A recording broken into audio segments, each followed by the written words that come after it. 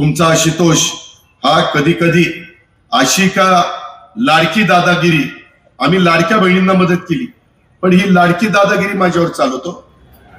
कोपरगाव नगर परिषद निवडणुकीसाठी राष्ट्रवादी काँग्रेस पक्षाचे नगराध्यक्ष पदाचे तसेच नगरसेवक पदाच्या उमेदवारांच्या प्रचारासाठी राज्याचे उपमुख्यमंत्री अजित पवार यांनी कोपरगाव शहरात डॉक्टर बाबासाहेब आंबेडकर मैदान येथे आज शुक्रवारी जाहीर प्रचार सभा घेतली। यावेळी नागरिकांची, कार्यकर्ते आणि मतदारांची तुफान गर्दी पाहायला मिळाली। यावेळी मंचावर माजी आमदार अशोक काळे, आमदार आशुतोष काळे, उमेदवार काका कोयटे, पद्मकांत कुदळे, कपिल पवार, कारभारी आगवण आदींसह मान्यवर उपस्थित होते। यावेळी उपमुख्यमंत्री अजितदादांच्या हस्ते राष्ट्रवादीचा जाहीरनामा प्रसिद्ध करण्यात आला। यावेळी उपमुख्यमंत्री अजित पवार यांनी आपल्या भाषणात कोपरगाव विकासाचं विजन मांडलं। तसेच कोपरगाव शहर विकासासाठी आमदार आशुतोष काळे तत्पर असून काका कोयटे यांच्यासारख्या विजन असलेल्या व्यक्तीला आम्ही उमेदवारी दिली आहे, त्यामुळे राष्ट्रवादी काँग्रेसच्या उमेदवारांना निवडून द्या असं आवाहन अजितदादांनी केलंय।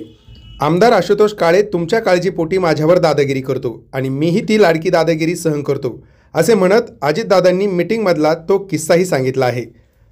मध्ये आपण 5 नंबर तलाव पूर्ण केलेला आहे आणि आता ज्या पद्धतीने कोपरगाव शहर झपाट्याने वाढतंय तर त्याच्यामध्ये 1 ते 4 तलाव जे त्या योजनेमध्ये होते ते आम्ही मागे ठेवलेले, कारण त्याच्यामध्ये फक्त कागद टाकणे, गाळ काढणे एवढेच काम त्यामध्ये होतं।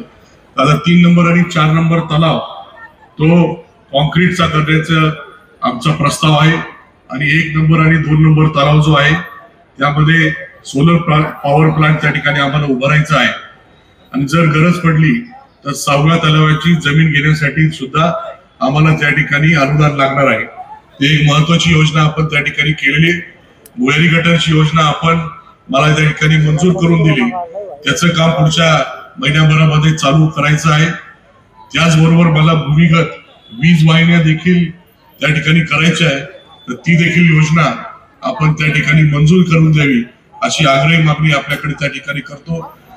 शहरामध्ये 2 ठिकाणी व्यापारी संकुल उभारण्यासाठी शासनाच्या जागा आहेत, त्या ठिकाणी बीओटी तत्वावर म्हणजे पंचायत समितीचे क्वार्टर्स असतील किंवा पशुसंवर्धनचा दवाखाना आहे त्या ठिकाणी शासकीय जमिनीवर व्यापारी संकुल उभारण्यासाठी बीओटी तत्वावर त्या ठिकाणी शासनाकडून परवानगी मिळावी। अजून भरपूर संकल्पना आहे। कुंभमेळ्याच्या माध्यमातून घाटाचं सुशोभीकरण असेल, गोदावरी नदीचं सुशोभीकरण, हे देखील काम त्या ठिकाणी अपेक्षित आहे। तसेच जी हॅम 3 योजना आता त्या ठिकाणी येणार आहे तर त्याच्यामध्ये 60 किलोमीटरचे रस्ते मी सुचवलेले, तर माझी मागणी आहे तेवढे 60 किलोमीटर मला आपण द्यावे, एवढ्या मागण्या आपण त्या ठिकाणी पूर्ण कराव्या, एवढी मागणी करून मी माझं भाषण या ठिकाणी थांबवतो। धन्यवाद। विधिमंडळामध्ये काम केलं ते आपले वडीलधारी अशोकदादा काळे, आपले लोकप्रिय आमदार आशुतोष दादा काळे, कार्यक्रमाला उपस्थित असणारे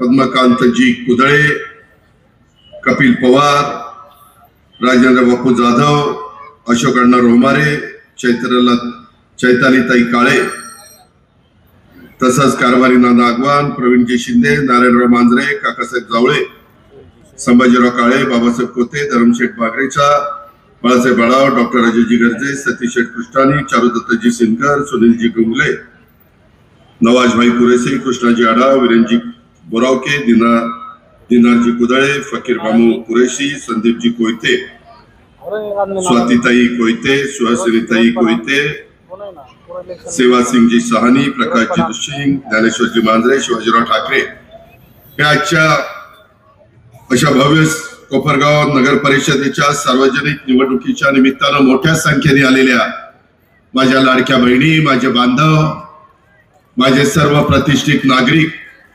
पत्रकार मित्र, बंधू भगिनींनो, माझ्या तरुण मित्रांनो, वेळ कमी आहे कारण मला लवकर टेक ऑफ करून शिर्डीला जायचंय। शिर्डीवरून मला विमानाने नव्या मुंबईत जायचं आणि तिथनं माझी कर्जत आणि खोपोलीची सभा। मी सुरुवातीलाच स्त्री शिक्षणाचे प्रणेते क्रांतीसूर्य महात्मा ज्योतिराव फुलेंची आज पुण्यतिथी आहे। मी त्यांना विनम्र अभिवादन करतो आणि त्याचबरोबर आपल्या कोपरगाव परिसराचे भाग्यविधाते कर्मवीर स्वर्गीय शंकरराव काळे साहेबांना देखील मी अभिवादन करतो। मित्रांनो, आपल्या सर्वांचं आराध्य दैवत छत्रपती शिवाजी महाराजांनी आपल्याला हिंदवी स्वराज्याची स्थापना करत असताना 18 पगड जाती 12 बलुतेदारांना घेऊन खऱ्या अर्थाने त्यांनी रयतेचं राज्य केलं. आणि त्याच्यानंतरच्या काळामध्ये देखील महाराजांच्या नंतर राजर्षी शाहू महाराज, डॉक्टर बाबासाहेब आंबेडकर, त्यामध्ये महात्मा ज्योतिराव फुले, मौलाना आझाद, अण्णाभाऊ साठे, सावित्रीबाई फुले, पुण्यश्लोक अहिल्यादेवी होळकर, राजमाता जिजाऊ, रमाई माता, या सगळ्या महान विभूतींनी तुमच्या माझ्या देशाला एक रस्ता दाखवला. सर्व जाती धर्मांनी माणुसकी ही जात आणि सर्वांनी गुण्यागोविंदांनी राहिलं पाहिजे. सगळ्यांनी एकमेकाच्या बद्दल आदराची भावना ठेवली पाहिजे. हा शिवशाहू फुले आंबेडकरांचा विचार घेऊन राष्ट्रवादी काँग्रेस पक्ष आणि राष्ट्रवादी काँग्रेस पक्षाचा घड्याळ महाराष्ट्रामध्ये चांद्यापासून बांद्यापर्यंत त्या ठिकाणी काम करत आहे. हजारो वर्षाचा पौराणिक इतिहास आणि वारसा लाभलेलं हे तुमचा माझा अहिल्यानगर मधलं कोपरगाव हे रामायण महाभारत कालान परंपरेचं एक थेट नातं सांगणारं पुण्यस्थान आहे. विस्तीर्ण गोदाकाठच्या समृद्ध संस्कृती आणि संत विचारांचा आध्यात्मिक वारसा, शतकांपूर्वीची व्यापारपेठ आणि कौशल्य संपन्न युवा पिढी ही माझ्या कोपरगावची खरी शक्ती आहे. आपली परंपरा जपत आज माझा कोपरगाव, आज आमचा तरुण सहकारी आशुतोषच्या नेतृत्वाखाली आधुनिकतेकडे वाटचाल करणाऱ्या या शहराला रस्ते, रेल्वे आणि हवाई या तिन्ही माध्यमातून मिळालेलं एक सर्वोत्तम कनेक्टिव्हिटी हे या शहराचं बलस्थान आहे.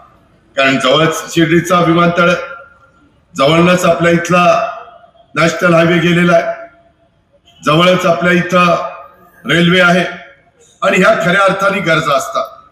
आधुनिक महाराष्ट्राची भाग्यरेखा म्हणून ओळखल्या जाणाऱ्या समृद्धी महामार्गापासून सर्वात कमी अंतरावर असलेलं कोणतं शहर आहे तर ते कोपरगाव आज विकासाच्या नव्या उंबरठ्यावर उभं आहे.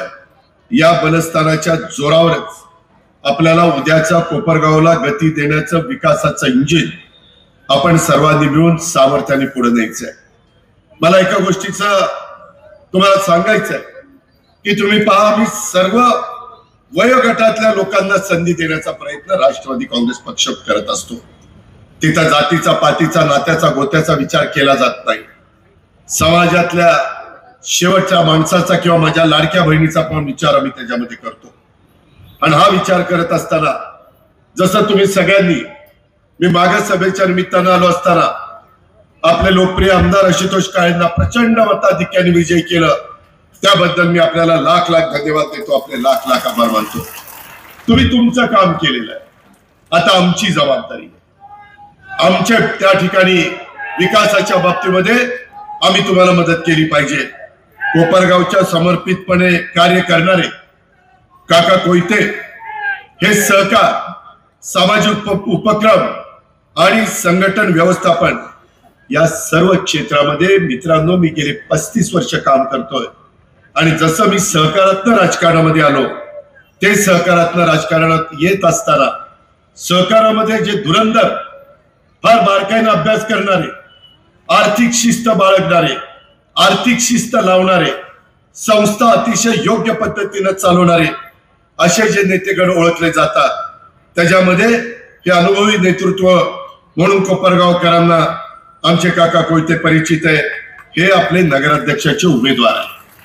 मी त्यांना विनंती केली, आशुतोषनी मला सांगितलं, मी म्हणलं अतिशय उत्तम उमेदवार आहे. मला काका म्हणले, अजित पवार माझं वय झालेलं आहे. काका, वय झालेलं नसतं. तुमचा उत्साह, तुमची कामाची पद्धत, तुमचं सगळ्यांना बरोबर घेऊन जाण्याचं एक सामर्थ्य, एक प्रगल्भता ही आम्ही बघितली.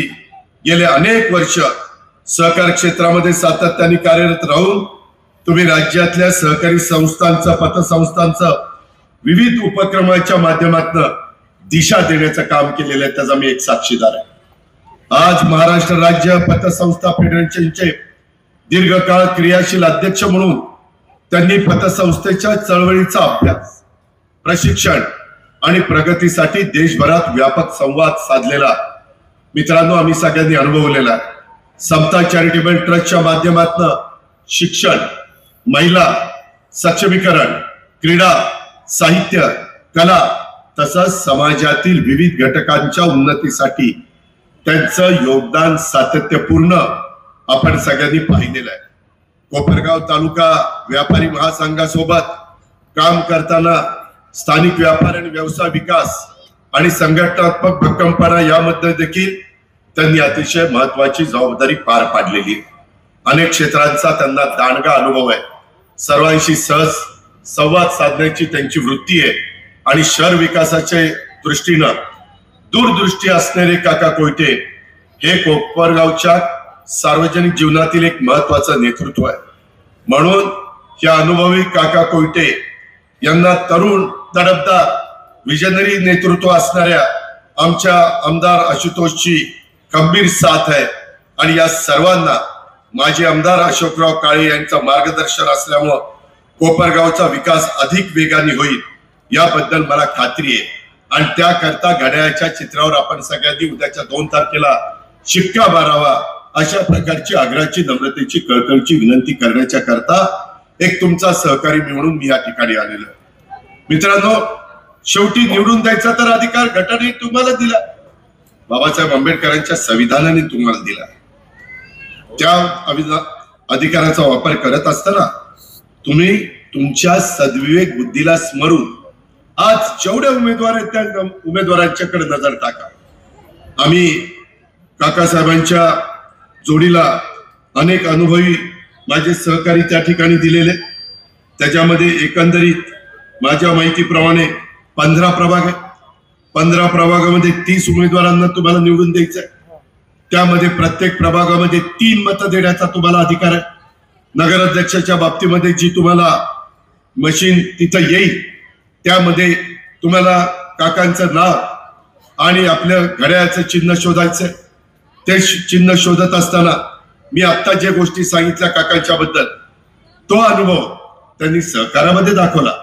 परंतु ज्या भागामध्ये आपण लहानाचे मोठे झालो, जिथं आपल्यावर संस्कार झाले, जिथं आपण एकंदरीतच विकासाच्या कामाला सुरुवात केली आणि इथला विकास राज्याच्या चौबाजूपर्यंत पोहोचवला, त्याच भागाचं एकदा 5 वर्षाच्या करता उत्तम प्रकारे प्रतिनिधित्व करण्याची संधी त्यांनी जसं सहकारी संस्थांमधल्या पतसंस्थांना बाकीच्याला आर्थिक शिस्त लावली, तसं कोपरगावच्या सर्वांगीण विकासाच्या करता देखील काका कोयते आमच्या आशुतोषच्या नेतृत्वाखाली काम करतील.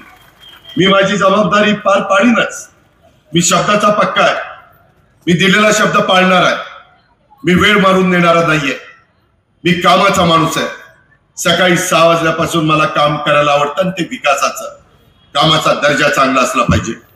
कामाच्या मधनं आपण ज्या भागाचं प्रतिनिधित्व करतो त्या भागातल्या लोकांना सर्व प्रकारच्या सोयी या आपल्याला त्या ठिकाणी देता आल्या पाहिजे. मित्रांनो, एकंदरीतच या सगळ्या परिसरामध्ये काम करत असताना तुम्ही पहा, इथं वेगवेगळे प्रश्न असतात.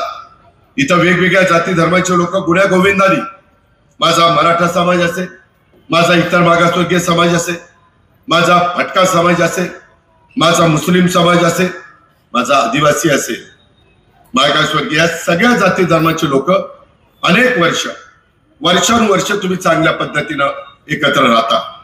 मित्रांनो, एकंदरीत घराचा प्रश्न आहे, म्हाडाची योजना आहे.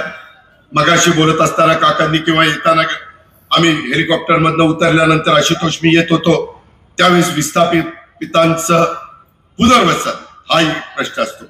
मित्रांनो, मी ज्यावेळेस तुमच्या कोपरगावच्या परिसरामध्ये येऊन ह्या गोष्टी सांगतो त्यावेळेस एक गोष्ट लक्षात घ्या, मी माझ्या आजपर्यंतच्या 35 वर्षाच्या राजकीय कारकिर्दीमध्ये मी माझी खुशालकी सांगत नाही. मी त्याच्यामध्ये माझं काम सांगतो. मी पिंपरी चिंचवड शहराचा चेहरा मोहरा गेल्या 25 वर्षामध्ये बदलला. कष्टकऱ्यांची नगरी, औद्योगिक नगरी, उद्योग नगरी. लोक कामधंद्याच्या नोकरीच्या निमित्तानं पोटाची खळगी भरण्याच्या करता त्या पिंपरी चिंचवडमध्ये येतात. छोटे मोठे उद्योग काढतात. टेल्को असेल, वेगवेगळे मोठे उद्योग असतील ते त्या ठिकाणी आले. काही बाबतीमध्ये लोक आमच्या झोपडपट्टीमध्ये राहतात. त्यांच्याकरता आम्ही SRH योजना राबवली, त्यांच्याकरता माडाच्या योजना राबवल्या. केंद्र सरकार आमच्या विचाराचं आहे, NDA सरकार तिथं आहे, खाली राज्यामध्ये महायुतीचं सरकार आहे, तिथंही आम्ही एक महत्वाचा घटक म्हणून काम करतोय. आज या सगळ्या माध्यमातून काम करत असताना आमच्या गेल्या 35 वर्षामध्ये अनेक ओळखी वाढलेल्या आहेत. CSRच्या निमित्तानं जो काही नफा त्या कंपन्यांना मिळतो, त्या संस्थांना मिळतो, त्याच्यातनं 2% हा CSRचा निधी तुम्हाला विकास कामाला देता येतो. तो निधी आपण आणू शकतो.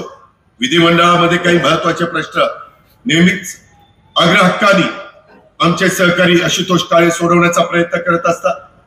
त्याच्यामध्ये आम्ही पूर्णपणे सहकार्य करण्याची आमची भूमिका असते आणि ह्या पद्धतीने आपल्याला पुढे जायचंय. म्हणून माझी विनंती आहे की पिंपरी चिंचवडचा विकास करत असताना तुमच्या इथं मतदारांची संख्या मला वाटतं 63,000 आहे, बरोबर ना? माझ्या इथं बारामतीमध्ये 1,02,000 आहे.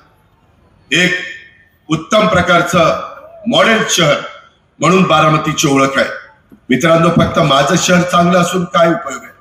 महाराष्ट्रातली शहरं चांगली असली पाहिजे, माझं कोपरगाव चांगलं असलं पाहिजे, माझे इतर शहरं चांगली असली पाहिजे. त्या विचाराने मी महाराष्ट्राच्या कोनाकोपऱ्यामध्ये फिरतोय. मी लोकांना सांगतो आम्ही करून दाखवलंय, आता आपल्या सगळ्यांना मिळून करायचंय.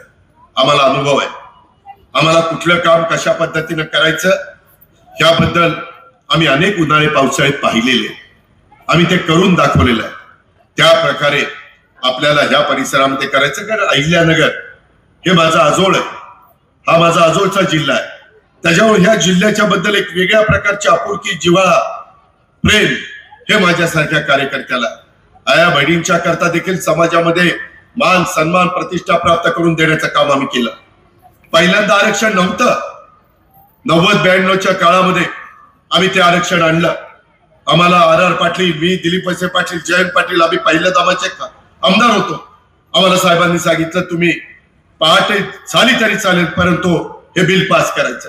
मित्रांनो, पहाटे 3:30ला या माझ्या महिला दिसतात ना, लाडक्या बहिणी, त्यांचं बिल त्यावेळेस आम्ही सभागृहामध्ये बसून पास केलं. भूक लागली तर लॉबीमध्ये आणून काही थोडंफार जेवण केलं आणि पुन्हा सभागृहामध्ये बसून कामं करायची असतात. ते ध्येय डोळ्यासमोर ठेवून करायचे असतात, राजकीय इच्छाशक्ती डोळ्यासमोर ठेवून करायचे असतात. आणि तशा पद्धतीने आम्ही काम केलंय. पुढे तुम्हाला 50% दिलंय. आज देखील माझ्या कोपरगावचा सर्वांगीण विकास करत असताना निम्म्या महिला आमच्या काकांच्या बरोबर उद्याच्याला या शहराचं प्रतिनिधित्व करणार आहे. या शहरातले पण वेगवेगळ्या प्रकारचे प्रश्न आहेत, त्याचा उल्लेख मगाशी आमच्या आशुतोषने केला. इथं विजन विकासाचं एक चांगल्या प्रकारचं तुम्ही या ठिकाणी आपलं विजन डॉक्युमेंट्स त्याचं कौतुक त्या ठिकाणी केलं पाहिजे. तुम्ही वाचल्यानंतर कळलं, राष्ट्रवादी काँग्रेस पक्षाच्या माध्यमातून कोपरगाव नगर परिषदेची निवडणूक लढवत असताना तयार करण्यात आलेलं कोपरगावचं विजन डॉक्युमेंट्स हे अत्यंत प्रभावी आहे. शहराच्या विकासासाठी अशा डॉक्युमेंटची खऱ्या अर्थाने गरज आहे. आमदार आशुतोष काळेंच्या नेतृत्वाखाली उभारण्यात आलेलं हे पॅनल निश्चित यशस्वी होईल याबद्दल माझ्या मनामध्ये ते मात्र शंका नाही. राष्ट्रवादी काँग्रेस पक्षाचे नगराध्यक्षाचे उमेदवार ओमप्रकाश तसा काका कोयटे हा अत्यंत चांगला चेहरा, आम्ही कोपरगावच्या नगरीला विकास साधणारा चेहरा, सर्व जाती धर्माला बरोबर घेऊन जाणारा चेहरा, सगळ्यांना मदत करणारा असा नेता हा आम्ही त्यांना दिलेला आहे, तुम्हाला दिलेला आहे.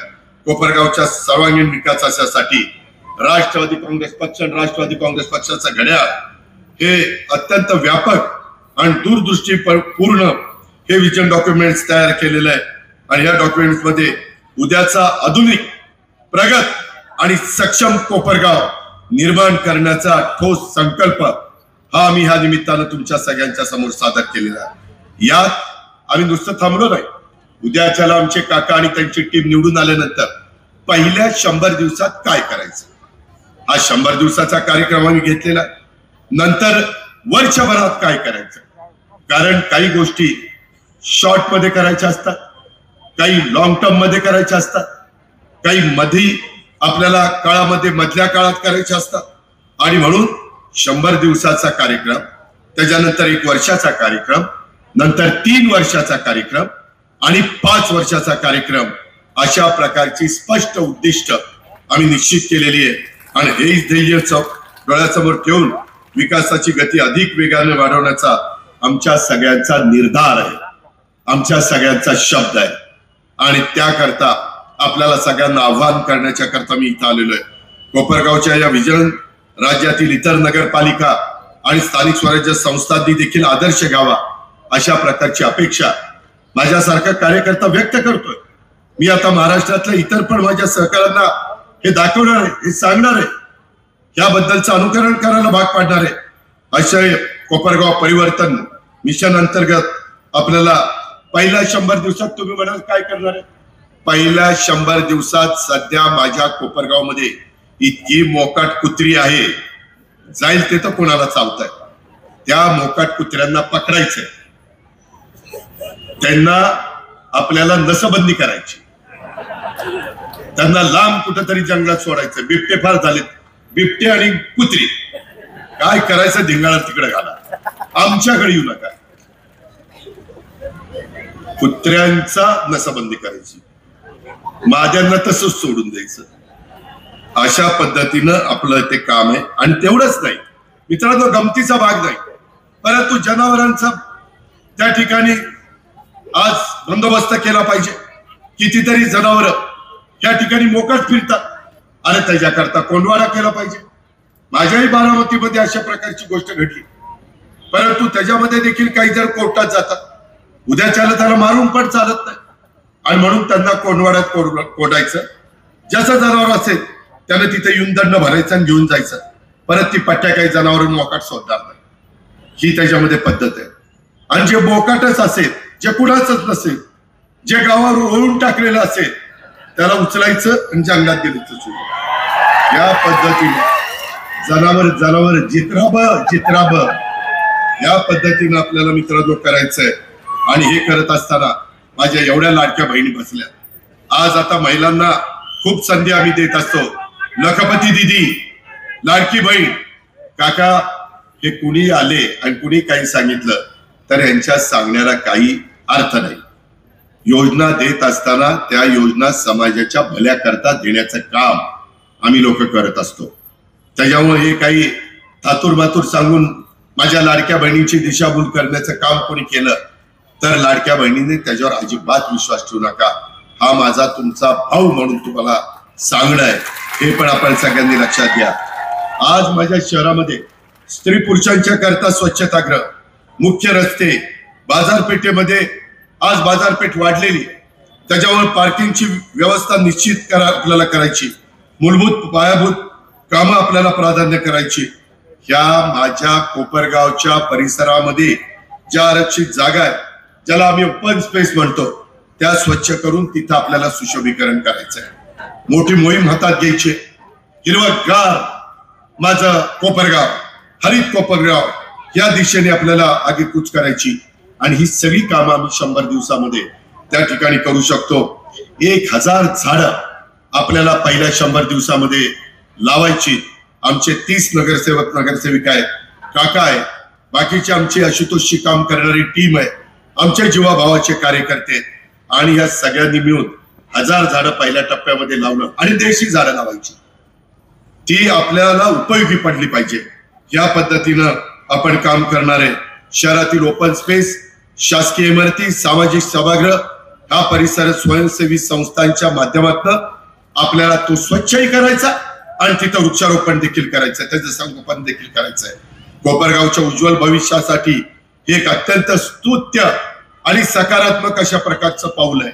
माझ्या कोपरगावकरांचं आरोग्य, माझ्या कोपरगावकरांचं मुलांचं मुलींचं शिक्षण, याही गोष्टी आम्हाला आमच्या दृष्टीने महत्वाच्या आहेत. आपल्या इथं आपल्याला कोपरगाव स्वच्छ, व्यवस्थित आणि आधुनिक पायाभूत सुविधांच्यासाठी 280 कोटी रुपयांची ही भूमिगत गटार योजना, त्याचबरोबर त्याला सिवेज ट्रीटमेंट प्लांट, त्याला STP शॉर्ट फॉर्म मध्ये म्हटलं जातं, आणि हा मंजूर करण्यात आला. ही महत्वाकांक्षी योजना लवकरच आपल्याला पूर्णत्वाला न्यायची आणि ते मंजूर करण्याचं काम या आशुतोष काळेंनी त्या ठिकाणी केलेलं आहे. ही गोष्ट पण आपण विसरता कामा नये.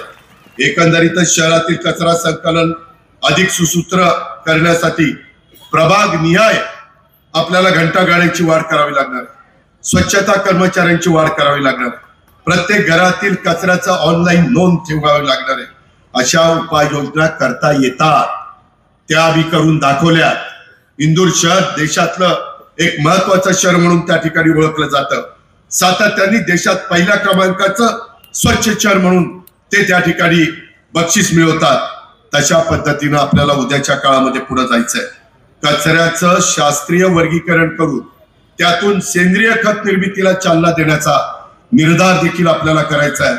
शहरामध्ये वारंवार तुंबणाऱ्या गटाराची कायमस्वरूपी दुरुस्ती करून वाढत्या बांधकामाबरोबर होणारी धूळ नियंत्रणात ठेवण्यासाठी शाश्वत उपाय आणि यांत्रिकीकरण व्यापक वापर हा स्वच्छ माझ्या कोपरगावच्या करता निर्णायक ठरणार आहे. अशा पद्धतीनं मित्रांनो आम्हाला जायचंय. पालिकेने जिथं आरक्षण टाकलेलं आहे तिथं खासगी भूखंडावर वाढलेली झाडं झुडपं हटवण्याच्यासाठी आपण त्यामध्ये कुठल्याही प्रकारची अडचण येऊन देणार नाही. तिथं झुडपं हटवण्याच्यासाठी मी तर बारामतीमध्ये एक JCB घेऊन टाकलेला आणि त्याच्यातून आपण ते सगळं स्वच्छतेचं काम करत असतो. हा सर्वसमावेशक आराखडा कोपरगावला स्वच्छ, निरोगी, आधुनिक हे बनवण्याच्या करता दृढ संकल्प अधोरेखित करत आहे. आणि म्हणून माझ्या कोपरगावचा सांस्कृतिक आध्यात्मिक विकास करण्याच्या करता, इथं ऐतिहासिक वैभवाला नवी उंची देण्याच्या करता आपल्याला आधुनिक पद्धतीची उद्यानं विकसित करायची. आगामी सिंहस्थ पर्वाच्या पार्श्वभूमीवर पौराणिक गोदाकाठ क्षेत्रामध्ये सुशोभीकरणाचं काम आपल्याला करायचंय. नाल्यांचे प्रवाह सुधारण्याच्यासाठी आपण 20 कोटी रुपयाचा निधी मंजूर केलेला आहे. शहरातील पौराणिक स्थळांचं जतन आणि संवर्धन करून कोपरगावला धार्मिक पर्यटनाचं आकर्षक केंद्र बनवण्याचा आमचा सगळ्यांचा दृढ त्या ठिकाणी निश्चय संकल्प आहे. समाजासाठी दीपस्तंभाप्रमाणे असलेल्या महापुरुषांच्या स्मारकांचं सुशोभीकरण करायचंय.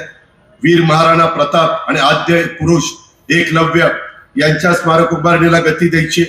या ऐतिहासिक अभिमानाला योग्य अशा पद्धतीचा न्याय द्यायचा आहे. या आणि वेगवेगळ्या महापुरुषांचे, महाविभूतींचे अशा पद्धतीची स्मारक आपल्याला त्या ठिकाणी करायची आहे. आणि म्हणून माझी तुम्हाला सगळ्यांना विनंती आहे, शहराचा अभिमान असलेल्या माझ्या जिजामाता उद्यान आणि माधवबाग याच्याही नूतनीकरणाच्या करता माझ्या कोपरगावच्या सौंदर्यामध्ये भर पडणार आहे. ही पण गोष्ट आपण विसरता कामा नये. शहराच्या साठी मंजूर झालेल्या 131 कोटीच्या पाणी पुरवठा योजनेची कामं आपल्याला तातडीने पूर्णत्वाला न्यावी लागतील. मित्रांनो, दररोज माझ्या कोपरगावकरांना पाणी मिळालं पाहिजे याकरता आम्ही कटिबद्ध आहोत. शहराची भूजल पातळी उंचावण्याच्या करता आपल्याला रेन वॉटर हार्वेस्टिंग सारखा देखील कार्यक्रम घ्यावा लागणार आहे. त्याला प्रोत्साहन द्यावं लागणार आहे. क्रीडा क्षेत्राला, क्रीडा संस्कृतीला चालना देण्याच्यासाठी शहरामध्ये क्रीडा संकुल, इंडोर गेम्स हॉल, आधुनिकरण आणि जॉगिंग ट्रॅकची निर्मिती करावी लागणार आहे. आपल्या इथल्या कला सम्राज्ञी कौशल्याबाई कोपरगावकर यांच्या नावाने कला मंच उभारणी करून नाट्य संस्कृतीला एक नवी ऊर्जा मिळणार आहे. आणि कोपरगावच्या खुल्या नाट्यगृहाचं काम देखील आपल्याला लवकरात लवकर पूर्णत्वाला न्यायचंय. अशा पद्धतीने अनेक कामं तुम्ही ते आमच्या विजन डॉक्युमेंट्स मध्ये पहा. हे करण्याच्या करता आपल्याला सगळ्यांना काम करावं लागणार आहे.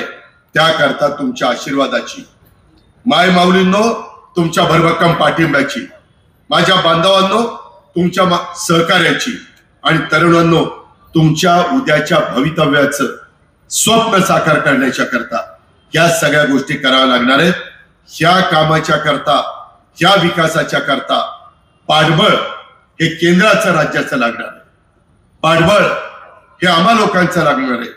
मी आज तुम्हाला या सगळ्यांच्या साक्षीने शब्द देतो, या कामाच्या करता जे काही पाठबळ लागेल, जे काही सहकार्य लागेल ते देण्याच्या करता हा अजित पवार तुमच्या समोर कुठं कमी पडणार नाही याबद्दलचा शब्द देतो. कारण मी त्याच्यामध्ये काही उल्लेख केला की बघा वाटायला लागले, हे असं करायला लागले, पण विकास कामाला मदत करणं हे तर माझा हक्क आहे.